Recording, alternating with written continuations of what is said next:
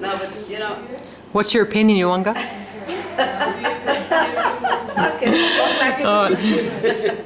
So are the locals treating you differently than they previously did when you walk by or do some shopping before the revolution unto now? No. I get the very same treatment, but don't forget I'm old, so maybe that's the reason. But no, I do have the very same treatment, but what has changed from the time when I came to Egypt in '97 until leading up to the revolution, but before the revolution, around 2005, more or less, I noticed a change. And personally, I put this down to the fact that people got more and more desperate. Because there was no hope, no decent, future to look forward to. And when the economy and the possibilities of having a decent life, of creating a decent life, when these declines, the crime rate usually goes proportionally up. It's a normal phenomenon. But the lack of respect towards women, I mean, years ago when I came here the first time, I got only treated with utter respect. Everyone was helpful, everyone was pleased, and Fadali madam, huh? This is still today, but not so much. This has declined too. But in general, for me, I don't see a difference. But I have to say, I walk with my head up, and I walk straight, and I walk firm. The body language makes a big difference too. I agree. If you walk that way and, don't know where to look, yes, you give the impression that you're a walkover and you're an easy prey. But body language is one thing. If you walk determined, then you give out the message. Huh? And I do not accept if someone talks back to me, I tell them a few nice words and put them in place. Not everyone can do this, but you can train this. You can train these situations. I, way back then, trained these situations with my brothers, how to react. Huh? But that's a different story. Personally, I don't see a difference, but what you see a difference today is people are much more nervous, much easier to agitate. They are jumpier because of the insecurity, naturally. And we had the breakdown of law and orders. We should not forget these. I mean, everything, the police was not present, and worse yet, actually, what I hear from my housekeepers, when they get, one of them was very, I wouldn't have wanted to have a fight with her, but she once came and she told me that she took off her kochi, her sneaker, and slapped the guy in the face. She first grabbed his hand and then she slapped him in the face twice. And in the bus they said, enough, and it's good, and Years ago, the man would have taken this guy out of the bus and given him a good beating. And that has changed. People, they don't want to get involved anymore. They try to stay out of trouble because they don't know what's coming. And these organized rapes, what I call organized rapes, and I might be wrong, but in my opinion they're organized because in all these events, festivities for Sisi, in this case for our new president, when they were celebrating the ousting of Mubarak, when they were celebrating the voting of President Sisi, always these things happen. And strange enough, most of the time there's a reporter there, and this reporter, in 2 cases, you couldn't find anymore afterwards. In my opinion, this is organized by the Muslim Brothers. Do you think that they're there to stop the women voting and to stop them being in politics, involved in politics of today? Personally, I don't think so. Because... so why do you think they're organised to do what? To stop women to do what? To shame the man. Look, but that's again my theory, yeah? Not only my theory. It's proven that you always go on the weakest point of your enemy, like in war. In war, normally they rape the women of those who they occupy, of those who they oppress, of those they fight against. If they get a hold of their women, they get raped. Because women, by nature, we are physically, normally, weaker. So that's the easiest thing to do. You rape them, and in raping your women, I shame you, men. In Serbia, in Rwanda, in Congo, in you name it, everywhere. In every war, remember way back then in World War II, the Russians came in. The first wave of Russians were, I think, the Cossacks, huh? And they raped all the women at hand. It's power, it's control. Yani when husbands rape their wives or when boyfriends rape their girlfriends, it's usually control. Not that much sexual desire, but yes, these two. But let's be honest, I mean, if a man has such big sexual desires, he can go to a prostitute. They're everywhere available. I think the moral barrier goes down. As he said, even in the household itself, if the husband rapes his wife, this means the respect is zero, yeah, and the moral, he doesn't care anymore. Mm-hmm. But don't forget, I mean, many women, and this is our fault as well, as mothers or as educational caretaker. We are the first ones to instill in our sons to respect women. To respect a no is a no. But, I mean, I don't want to blame only us. The society is built today, unfortunately still, it's a patriarchal society. The man has a say. Swiss law has been changed not too long ago, huh? That it used to be that the man is the head of the family. And with this, you automatically subjugated the women to the will of the man. We got in, I think, don't quote me on that, but I think it was in the late 1980s when we changed our family law. That women and men are equal. And this is a developed first world country. This is the beacon of democracy. I mean, if you speak democracy, you think of Switzerland, right? And we only recently changed the law. These are things which need to be changed. Or look at America.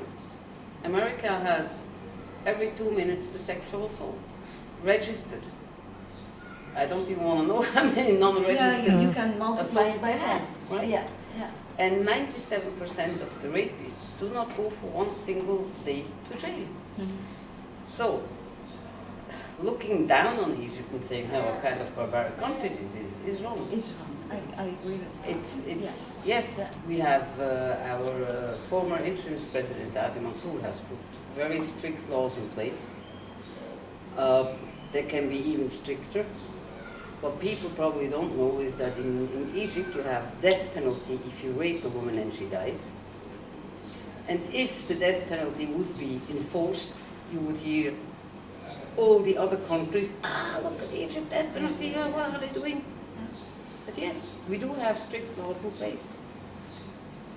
But So- now having a new president, Look at the commercial, for example. Now every big company who sells, for example, cars, they are using very nice, young, sexy women. So it just projects the image, yes, my nice car, and then the sexy woman. the women come. So yes, and the car is here to be used. So why not the woman? And why do the women accept this? Yeah. You know, we blame always the men. Yes. But they are not animals. I mean, sorry, I need to stand up for the men.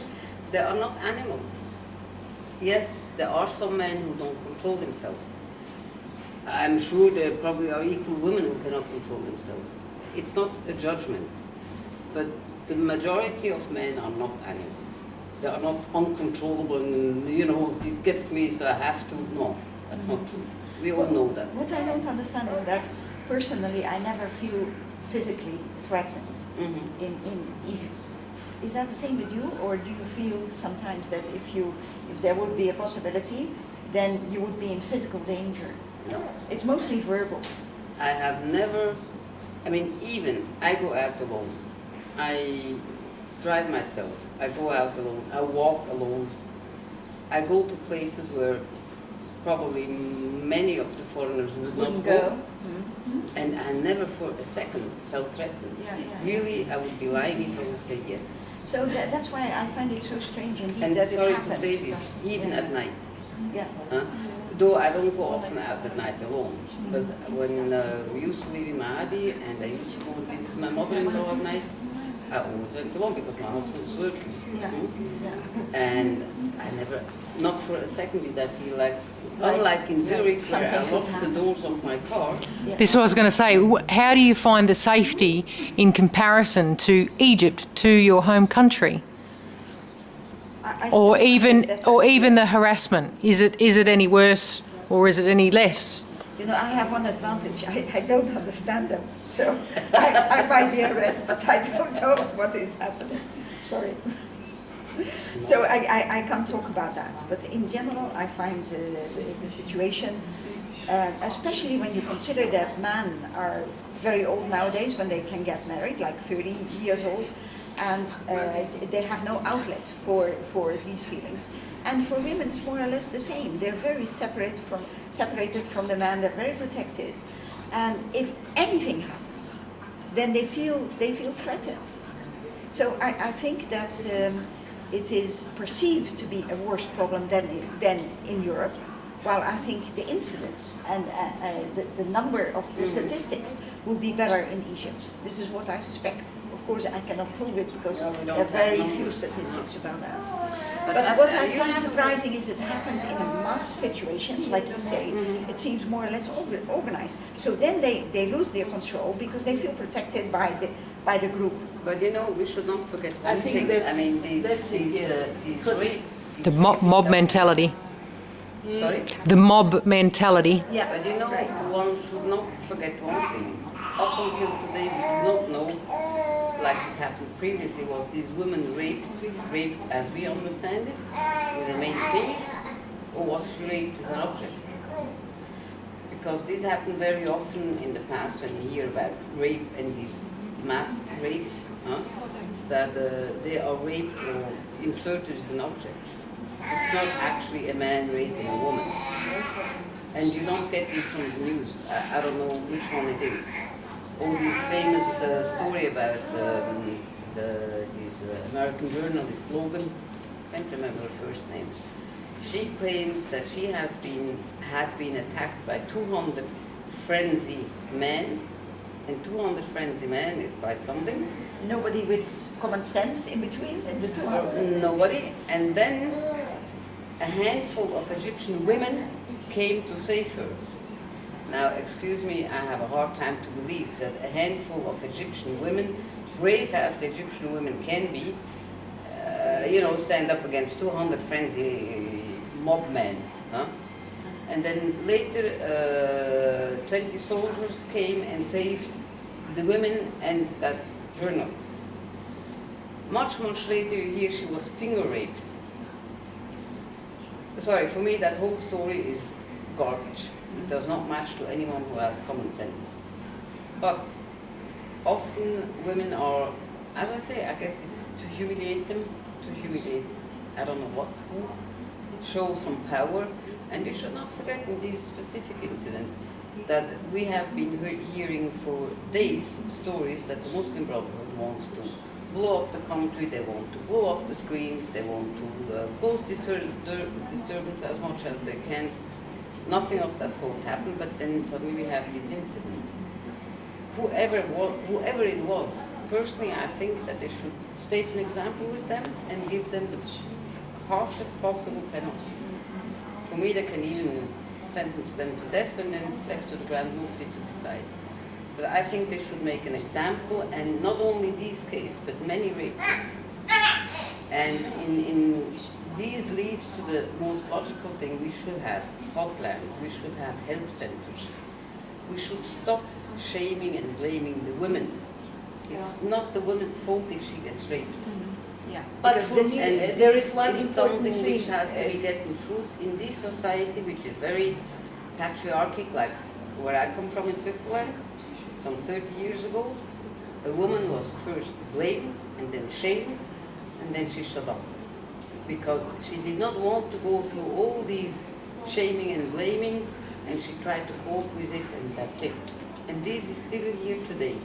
And that's what we have to break, this cycle. I think It's not a shame, But, it can but happen please, to every one of us. without death penalty, because from my experience, what I heard previously in another country, that if the man raped a woman and he got caught, yes, he was sentenced to death.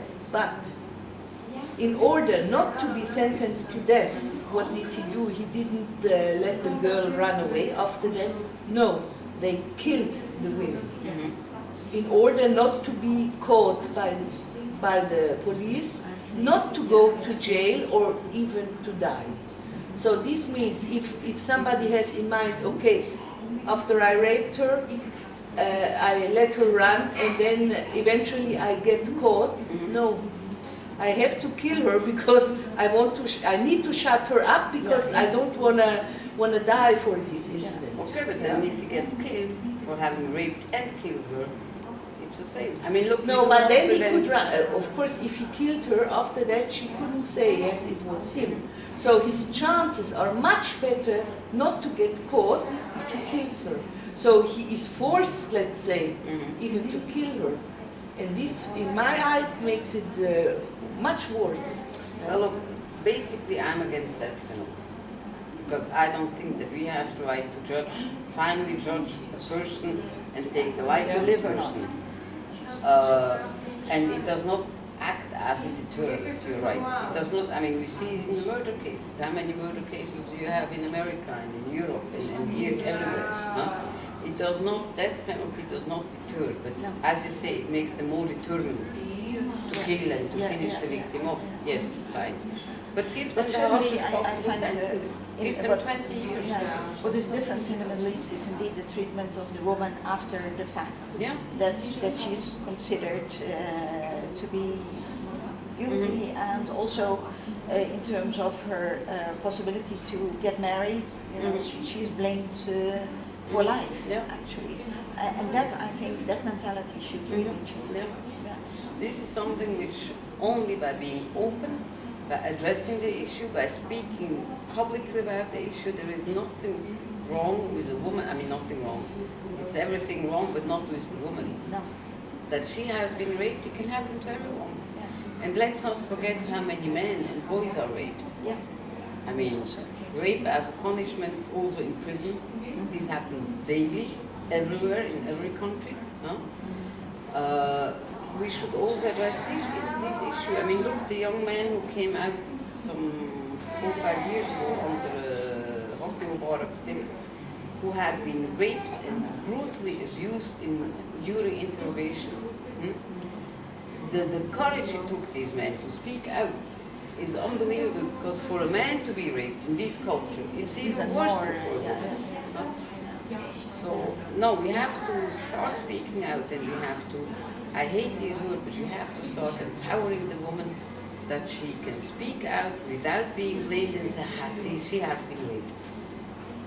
We've got to stop this. What I find a problem for foreign women here in Egypt is that there is a big cultural gap in the way you treat each other, you know, the women treat men. And that is what I often read in these cases, like in Hurghada, or the women come here on holiday, so they dress very lightly, it's very hot. They walk around in bikini, and Western women are often very friendly to men. I feel that myself. I feel, you know, if I meet a person, I smile and I talk to him. And here, that sends a different message. And I think this is something that Western women should realize more when they come here to visit, that they have to treat men in a different way. You never see an Egyptian woman smile to a man they don't know. And so if we do that, the man thinks, hey, it sends a wrong message. Yes, you know? And I think if you prepare yourself, if Western tourists are better prepared for that, then there would be less problems. Yeah. Well, look, I agree with you. But you should not be like, you know, make a face at people, or make a face at the men, particularly. But yes, I mean, I had to learn these, but I cannot help it.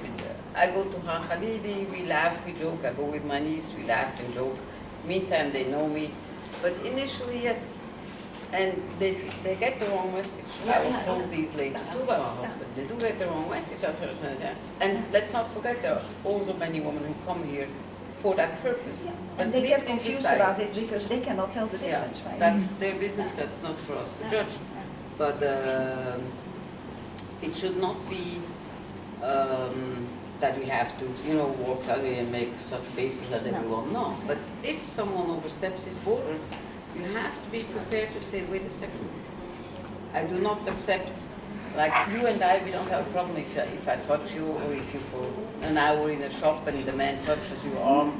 We don't have I a don't problem feel with that, no. But an Egyptian woman will But never. here, in Egypt, if someone does this, he touches your Out hand, of you line. have to tell him, excuse me, I do not like to be touched. Yeah, Be polite, be firm, and he knows offhand.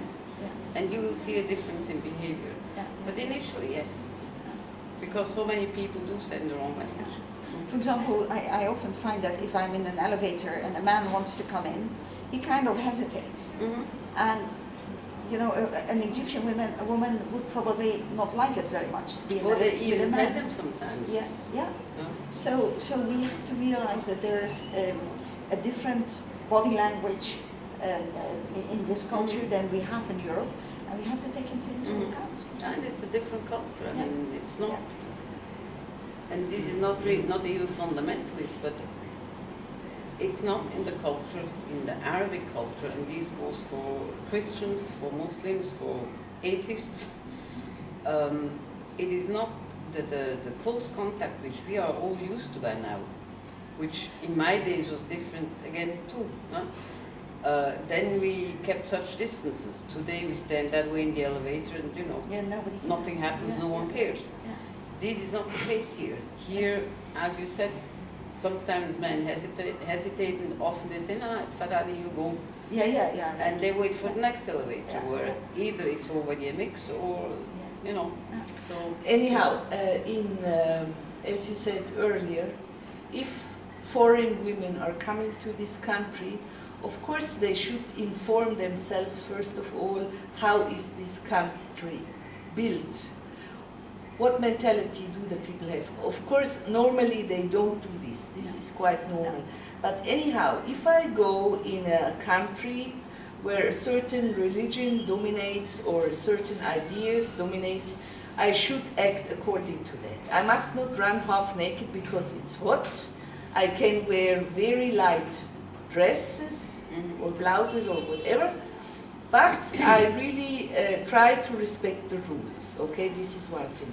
The other thing is, we are not talking about only rapes in Egypt, it's everywhere.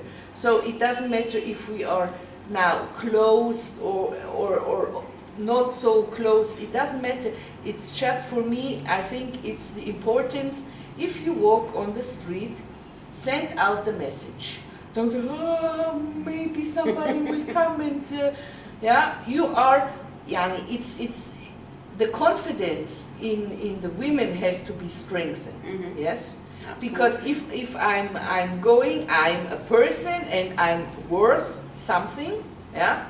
So you are automatically sending your vibes That's out, right. and Yeah. so they keep a distance. Yeah, yeah. I also never experienced somebody was coming closer to me than 1 meter, Yeah, right. yeah? Yeah. Because I'm not a shy kid or something like this, no. I'm a grown-up woman, I'm also not very young, I know that, but anyhow, I'm grown up, I know who I am, and I know what I'm doing, I know my rights, and I know what I want. And this message has to be sent. And the women here have to be strengthened, yes, in their self-confidence. Do you think now that women are being made more aware, and this is why it seems to become more prevalent in this country and more in the news than it used to be? Personally, I don't think that I think that they always have been aware. But as I said before, I mean, when my mother-in-law was still alive and my sister-in-law, who have witnessed the changes, which I have only witnessed the end of it, there was sexual harassment, as always, you know, everywhere. But it was normal for them. Very I small. No, They would not talk about it. Yes, exactly. They would not talk about it, I think. It was It not, was- that's what I want to say, it was not normal. Women were not sexually harassed here. And I'm talking about 30 years ago. Huh? They were not, I mean, my mother-in-law, she was, and my sister, she was, every time I was like, huh? It was a shock. what happened though over the last 10, 15 years is a total decline of what used to be the morality of the society. Yeah. In every sense. Yeah. And women today, most likely, I think, they are so fed up with it because it's really rampant. And we can talk it away, we can beautify it, it is rampant, it has become rampant. My girls and my housekeepers, they tell me almost once a week, a man tries to sneak his hand through the seat of the bench of the bus and touch her butt. And I make them from a cork, I cut the cork, put in the screw, a wooden screw, which is sharp as anything, comes out that much. I say, you take it here between your fingers, the guy comes with your hand, you move a little bit and go, huh? He will never touch a woman again. But they are fed up with these. And I think today they do dare more compared to before. Not enough, but they do dare to speak. And with the video and the mass media who now dare to bring it, I think it has pushed into the fore. Yeah. Like Yeah. it used to be in That's- Europe, it has been yeah. pushed to Yeah, the yeah. fore because That too people many speak women got raped about and it got more and molested. yeah. I think 30 years ago, the reason it was, yes, it was not ignored by a certain level of people, okay? But it was very well ignored by the lower people, I'm sure Yeah, about because that. I think And they women- didn't talk about it because it was nothing to talk about. This is not a daily theme, let's say, but it happened mostly daily, okay? Nowadays, as you said, yes, it is because the media is very well informing the people, yeah? So also the poor people are starting to speak up. Not so many, but they are starting, okay? And that's why now the subject is growing and people are talking about, because they aren't scared about it, to talk about it anymore. Yeah, right. Yeah? But what you're They saying speak up. runs contradictory to what I go on about what my housekeepers and nieces in my family tell me. Those pulling up to them are not low-class people or low-income people. There are guys Then in it's a a nice question of moral. way. Yes, the There are moral guys also in a went in a down. tight- Do you think it's education as well? I would say it's education, not instilling the right values. The most important, and that's decline in our societies, you do not instill in the children anymore that they have to take responsibility for their actions. I mean, today, I go back again to America because this is a bit the other extreme. In America, it used to be, I have a friend who told me this recently, is that it used to be when I did garbage in school, I got punished by the teachers. And when I went home, I got double of it from my parents. Today, when the child does something wrong in school, the family of the child, the parents of the child, sue the school because they punish the child. No, we have to teach our children again that certain things are simply immoral by our standards, and these are worldwide standards, I would say, and that they must take responsibility for their actions. Yes, this is wrong and this is wrong and you get punished for this. You still want to do it, you have to face the consequences. Yeah, yeah, yeah. And today we are so easy with excusing, yeah, he had a poor upbringing, and he comes from a difficult background, and the parents got divorced. But this does You not don't excuse that have when you're responsibility 25. since a very long time here in Egypt, for example. Yes, you do. No, You you don't. used to have. Yes, you used to have, Yes. but since, I don't know, 12, 20 years, No, There aren't- 15 years ago. there aren't responsibility. You do Yeah. something wrong Yeah. because you are working in a house and you should do something. You are supposed to fix something, and you break something beside it. It has no consequences for you. It's the opposite. You get your money for fixing this, Mhm. but nobody takes money from you because you broke something beside But it. this goes in So- this goes in the same line. I mean, okay, now we are trying to talk about workers in your house. Yes, But it's I'm in talking general about about the children. responsibility. Yes. I mean, the children today, most of them are educated like we educate our children, I don't know in Germany, but in Switzerland, this anti-authoritarian education, which has destroyed much more than fixing it. I do not agree to beat children, no. But you can educate them like we have been educated without beating, but we have we had firm rules in place. And if we did something wrong, if we did something knowing it is wrong, we had to face the music, we had to face the consequences. And that's an element which is lacking. But I today. still certainly think that the revolution, there has been a real change. Oh yeah. And you see it There is in a certain crime in general. lawlessness. You see that things get stolen much more than before. And I think rape also is part of that. I mean, There is a certain they lawlessness. feel that there is no punishment and they get away with what they're doing. So you see a stepwise increase in general crime. And we should also not forget, let's face it, let's address it openly and bluntly. We have a huge problem with corruption, Yeah. right? So, if you can get away with it by bribing someone Yeah. in the police or wherever you are, wherever they try to get you, if you get away and you can stand and say, and there is you don't know who I am, and everyone goes, yeah, Vasha, Yeah. This has to stop. Just because I drive a big car, and I see this myself, we don't drive a Mercedes, but we drive a nice car, I very, very seldom get stopped at any checkpoint. Yeah. Or my husband for that matter. We do not get checked because the car doesn't look like, Yeah. Do you think now with the president in place and soon with the parliament in place, do you think things will change with the new president in? We hope, like all Egyptians hope, and all the foreigners. I do hope, yes, that we don't know President Sisi, but if he really has the good of the country at heart, yes, I do hope so. I do hope so. I mean, he should know by now what the street wants. He should know what is necessary. Although, frankly speaking, he cannot do it alone. Even if you were Superman, even if you were a triple Superman, he cannot do it alone. Egyptians have to learn again that they have to learn again, I say again, because initially when I came here, the shops used to open 9:30, 10. And already then my mother-in-law got very upset because in her days, until she was elderly lady, the shops opened at 7 o'clock in the morning.